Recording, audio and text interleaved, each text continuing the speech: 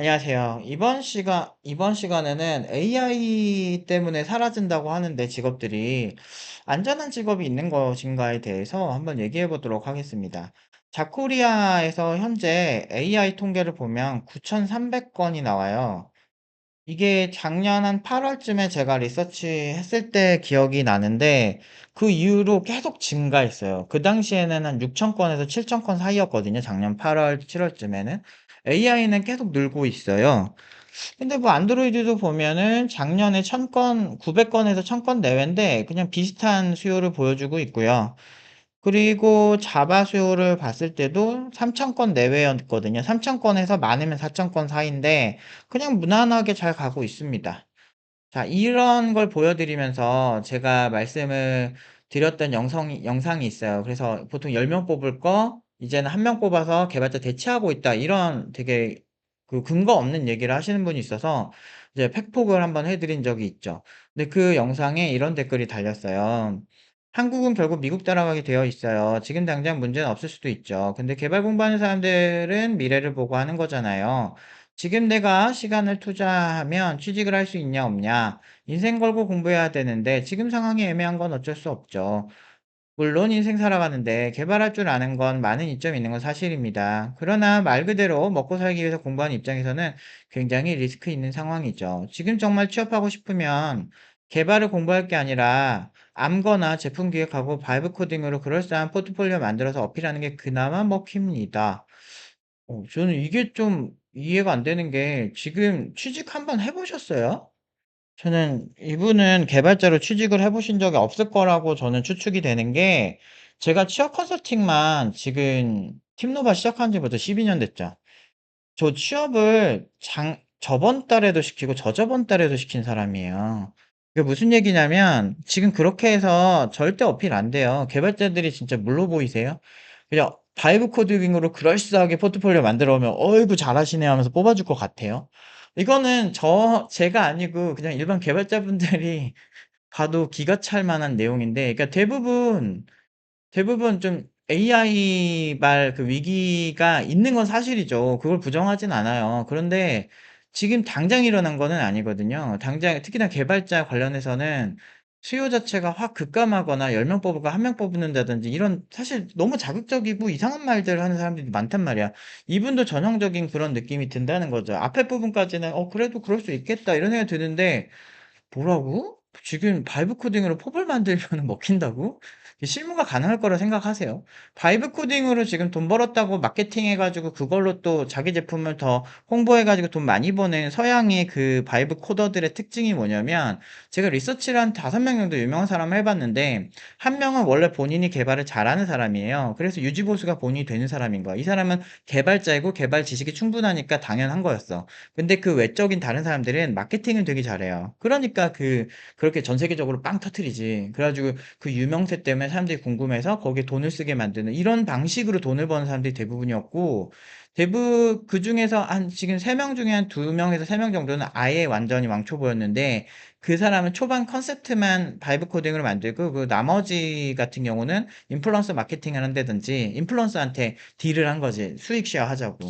그리고 그 다음에 데이터베이스 부는 아주 CRUD 같은 아주 간단한 그냥 일반 국비 나와도 하는 그런 수준의 작업을 외주 맡겼더라고요. 그리고 그 이후에 업데이트가 안 되거나 업데이트가 되는 서비스들은 외주 맡겨서 하는, 결국엔 자기가 이제 앞에서는 바이브 코딩 한다고 하지만 실제로 뒤에서는 실무 개발자들이 그냥 알아서 해주는, 그러니까 별반 다를 게 없는 하나의 어떤 마케팅 같은 거죠. 그러니까 NFT 때 빵 떠오른 그런 어떤 NFT의 가치, 지금은 바닥을 쳤잖아요. 뭐 그런 느낌이 되게 강했습니다. 근데 아무튼 이분 같은 경우는 회사 취직을 해보신 적이 없는 거 아닐까라고 생각하거든요. 개발 실력이 아니라 기획력과 아키텍팅의 능력이 중요해졌어요. 사실 뭐 이런 부분은 저도 동의하거든요. 근데 개발 실력이 중요해요. 개발 실력도 중요하고, 아키텍팅이 개발 실력이에요. 아키텍트라는 직업이 있어요. 개발자들 보면은 최상위권에 있는 개발자들 다 아키텍트니까. 뭔가 이상하게 좀, 말씀이 뭔가 이상하게 꼬였어. 그래서 아무튼, 그래서 뭐 있나요? 그래서 뭐 안전한 직업이 있긴 있나요? 그랬더니 이제 배관공이나 전기공 이런 말씀 하시는 거예요. 물론 이제 상대적으로 배관공이나 전기공은 기계가 쓰여야 돼. 그러니까 저는 근데 이것도 마냥 안전하기가 힘든 게, 아틀라스에다가 AI로 비전 인식 시키면 사실 대체하려면 하거든요. 현대자동차 그 자동차 공정도 완전 기계로 하는 거를 넘어서 이제는 그 보조 작업까지 아틀라스가 등장해서 하는 거잖아. 그러니까 뭐 시기의 차이지, 이것도 사실 대체가 되긴 하죠. 상대적으로 좀 덜한 거지. 그러니까 나는 항상 이렇게 뭐 AI 때문에 망한다 이런 사람들 보면, 기본소득세가 기본적으로 올라면 정책도 만들어야 되지. 그리고 일단은 그 로봇들이 엄청나게 생산을 많이 하는 그런 상황이 펼쳐져야 되죠. 지금 예를 들어서 암호화폐 관련해서도 세금 같은 거 이렇게 당장 바로 이제 못 하잖아요. 그거는 그나마 비교적 심플한데도. 근데 지금 기업들이 일단 로봇을 엄청나게 많이 도입을 하는 게 먼저고, 그래서 엄청나게 많은 소득을, 생산성이 이제 만들어진 다음에, 그러면서 이제 과세라는 거는 바로바로 하는 게 아니고 천천히 이렇게 상황 봐가면서 그에 맞게끔 조정을 하는 게 일반적이란 말이야. 그래서 나는 못해도 기본소득세 되려면 10년은 걸린다고 생각하거든요. 암만 빨리 돼도. 지금 일반 공장에서 로봇 쓰는 곳은 현대자동차 아틀라스밖에 더 있나? 그것도 지금 걸음마 단계인데. 그러니까 사실 말이 안 된다는 거죠. 그러니까 이게 되게 오래 걸린다고요. 근데 그때까지 공부를 하는데 그냥 바이브 코딩 해가지고 그거 갖고 회사에 어필한다? 한번 해보세요. 그게 되나? 개발 지식이 없이 바이브 코딩을 하는 거는 진짜 위험한 거예요. 그거 약간 허상이라니까요. 그래서 내가 회사 취직 안 해본 것 같아가지고, 전기공도 배관공도 결국에는 아틀라스와 AI로 뚝딱 해결이 된다 얘기를 했더니, 영포티스럽게 답하시는 거 보니 그만하는 게 맞겠네요. 라면서 갑자기 인신공격을 하시는 거예요. 그러니까 논리에 논리로 얘기를 해야지 왜 인신공격을 하시는지 좀 잘 모르겠는데, 근데 항상 이런 식이에요, 대부분이. 비아냥거리고 논리적이지 않은 말씀을 하시는 경우가 많은데, 아무튼 뭐 이거는 뭐 저런 사람 한두 번 보는 게 아니라서 막 그러려 하는데, 근데 제가 이제 결론적으로 하고 싶은 얘기는, 코딩에서도 그러니까 지금 많은 사람들이 오해하고 있는 게, 코딩이 100% 대체된다거나 아니면은 코드가 90% 이상 이제는 AI로 짜고 있다 이런 얘기를 우리가 찬찬히 좀 뜯어볼 필요가 있는 게, 우리가 예전에 바이브 코딩 하지 않고 AI를 사용하지 않을 때도 사실 순수하게 자기 코드 짜는 사람들이 굉장히 제한적이었어요. 왜 그런 얘기를 할 수가 있냐면, 이제 스택 오버플로우에서 이제 많은 개발자들이 짜준 거를 복사 붙여넣기 하는 개발자들 되게 많았거든요. 스택 오버플로우가 AI가 활성화되고 트래픽이 확 떨어졌다 그러잖아요. 딱 그런 느낌인데, 그러니까 스택 오버플로우에 의존하는 사람들이 되게 많았다고요. 그리고 지금은 AI가 그 스택 오버플로우랑 깃허브에 나온 코드들을 참고해서 여러분들 거 짜주는 거기 때문에, 애초에 개발자들이 원래 순수하게 모든 걸 짜지 않아요. 그러면은 남의 코드를 가져다 쓰는 거는 되게 잘못된 거 아니냐, 개발자들 양아치 아니냐 이렇게 할 수 있는데, 그렇지 않고요.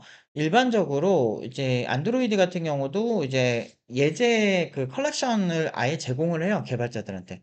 우리가 이런 걸 사용할 때 이 부분 API는 이렇게 사용해 주시고 이 부분은 이렇게 해 주시고 하는 예제들을 다 제공을 하면, 거기서 우리가 필요하게 쓸 것만 이렇게 복사 붙여넣기 해서, 기존에도 구글링에서 개발 많이 했어요.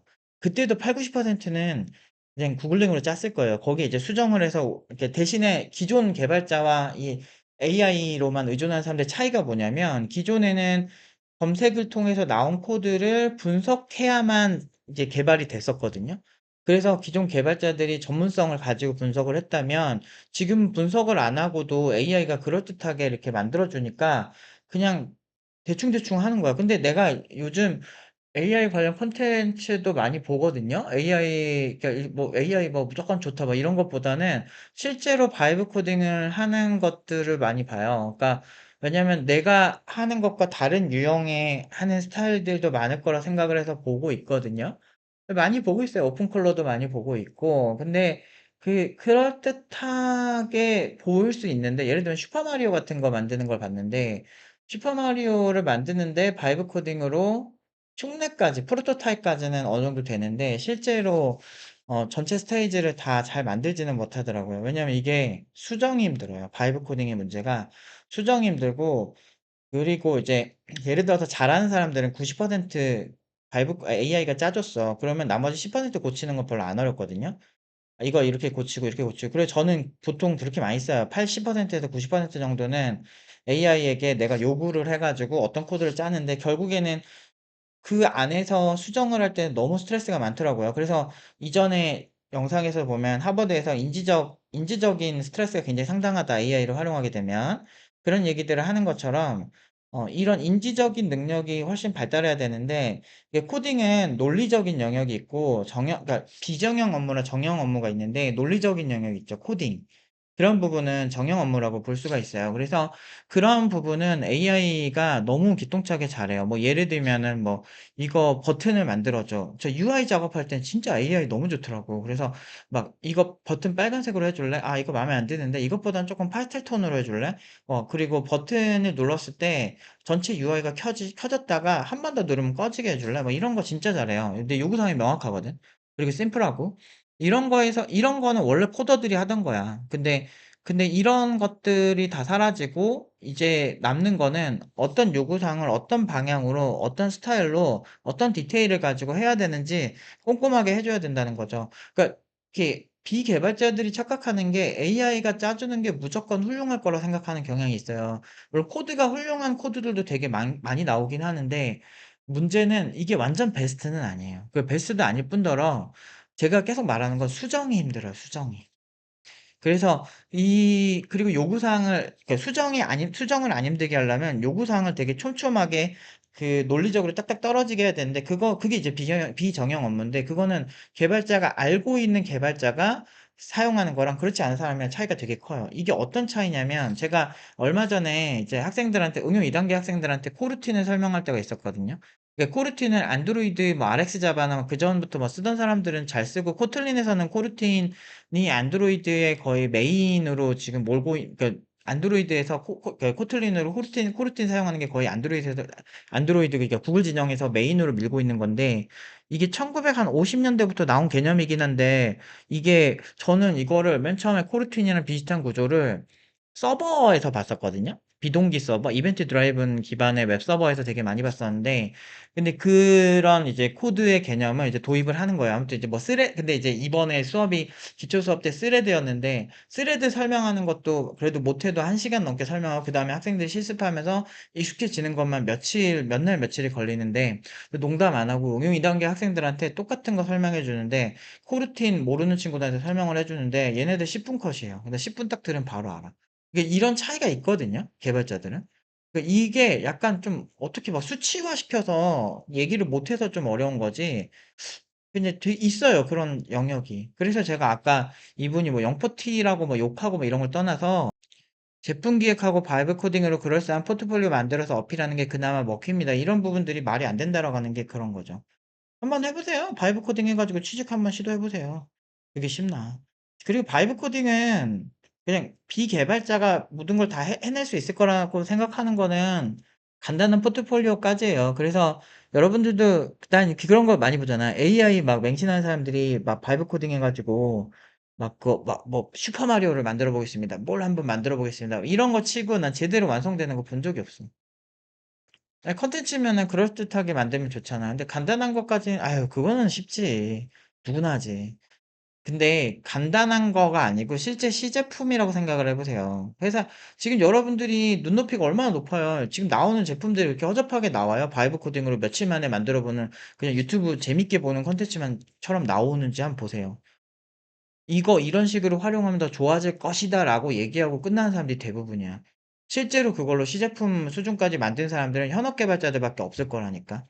왜 그러냐면 현업 개발자들은 내가 불필요한 노가다를 이걸 통해서 해결을 하는 거지, 핵심적인 구조는 개발자들이 제어를 해야 된다니까요. 그러니까 그런 것들이 실제로 안 해본 사람들이 요즘은 목소리가 되게 커지다 보니까, 그러다 보니까 이제 자연스럽게 마치 이렇게 세상이 그렇게 되는 것처럼 이렇게 몰아가는데, 저는 이런 집단 심리학을 공부를 좀 오래를 하면서 이런 것들이 일종의 집단 심리학의 일종이 아닐까 생각이 드는 게, 물론 맞는 얘기들도 있습니다. 미래에 정말 불안하고 막 맞죠. 그런 얘기는 동의 안 한 사람들이 없어. 지금 전 세계 사람들이 다 동의해요. 그런데 그런 거 있어요. 단기적인 광기는 우리가 조금 더 예의주시할 필요가 있어요. 그래서 히틀러 같은 경우도 그 시대만큼은 독일을 가장 위대하게 만드는 애국자였어요, 히틀러가. 괴벨스도 마찬가지였고요. 그렇지만 시간이 지나고 보니까 이거 유대인에 대한 학살이라든지 전 세계 전쟁 문제라든지 너무 집단 이기주의와 너무 홀로코스트 많은 사람들 죽여버린 그런 정말 잔인한 사건이 돼 버렸잖아요.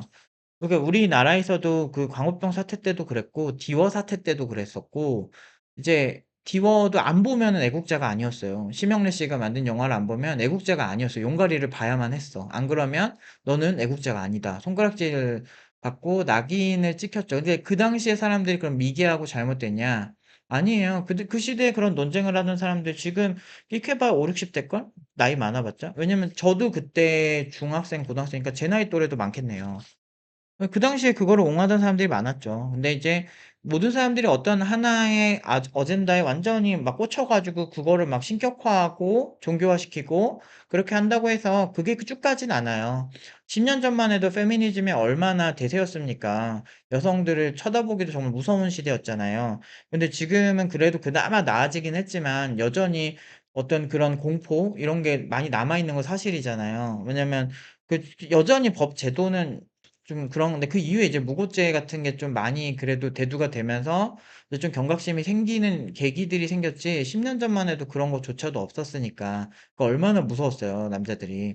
그러니까 그런 사건들이 생길 때 그 당시에는 그게 대세인 것 같아도 제가 그때도 학생들한테 그랬어요. 여학생들한테도 저게 지금은 맞는 것 같아도 시간이 지나면 작용 반작용이 있어서 남자들도 가만히 있진 않을 거다. 아마 저런 거에 대해서 많이 문제 제기를 할 거다라고 얘기했는데 이제 동탄 사건 터지고 국밥집 사건 터지면서 자연스럽게 많이 중화되는 모습을 보여주는 거죠.